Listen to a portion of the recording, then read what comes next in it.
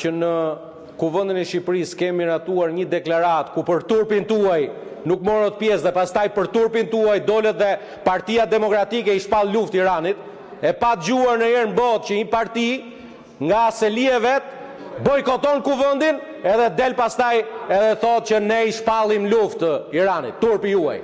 Ndërkohë sa i bëni këto teatra këtu, lërin e teatrat, por bëni atë që duhet bëjë çdo politikan i përgjegjshëm dhe çdo përfaqësues i përgjegjshëm. Dashur motra e vëllezër shqiptar, Shqipëria aleate e Shtetit Bashkuar të Amerikës, vend antar i NATO-s, nuk ka sot asnjë informacion zyrtar për të qenë target i këtyre sulmeve, por natyrshëm